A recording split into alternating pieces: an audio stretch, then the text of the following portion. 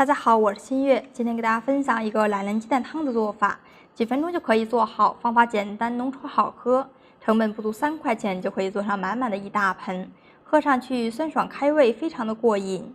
首先准备2个好看圆润的西红柿，然后利用一根筷子在西红柿的根部位置插进去，像这样给它固定住就可以了。开火把西红柿放在气炉子上面烤一下，慢慢的你就会发现西红柿的皮变焦了，这个外皮差不多就快脱落了，有的地方呢还烤裂了，像这样就是可以了。趁热把西红柿的外皮给它去掉，这样去的西红柿外皮非常的简单方便，而且还不会粘手。去好外皮的西红柿给它切成小碎丁，切好以后收在盘子里面。准备1块裙带菜，在里面倒入1碗清水，简单的抓洗一下就可以了，把上面的盐分给它洗掉。清洗干净以后捞出控水，放在案板上，用刀给它切成小块。切好以后收起来放在盘子里面。去小菜园里面刨上2颗小葱，切成葱花，收起来放在盘子里备用。准备几瓣大蒜，切成薄薄的厚片，切好以后也收在小碗里面。大碗里面加入2勺淀粉，倒入适量的清水，用筷子搅拌均匀，我们的淀粉水就做好了。下面调一个料汁，加入1勺生抽，1勺米醋，半勺蚝油，2克食盐，1克胡椒粉，用勺子搅拌均匀就可以了。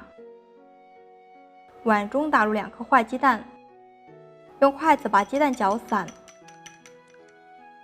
锅子烧干以后，倒入少许菜籽油，油温烧着冒青烟以后，加入蒜片爆香。蒜片炒香以后，加入西红柿丁，开大火不停翻炒，炒至西红柿非常的软烂，呈现西红柿酱的状态，像这样就是可以了。倒入滚烫的生水，盖上锅盖煮开，大火烧开以后，加入裙带菜，还有调好的料汁，不用盖盖子，大火煮1分钟，煮至入味儿。加入淀粉水勾一下芡，用铲子不停地搅拌，搅拌到汤汁非常的浓稠，像这样就是可以啦。汤汁再次煮开以后，倒入打好的鸡蛋液，加入鸡蛋液10秒钟，立马关火，防止鸡蛋煮老了。关火以后，轻轻地用铲子去推动，把鸡蛋推成大片，像这样就是可以啦。出锅盛在大盘子里面，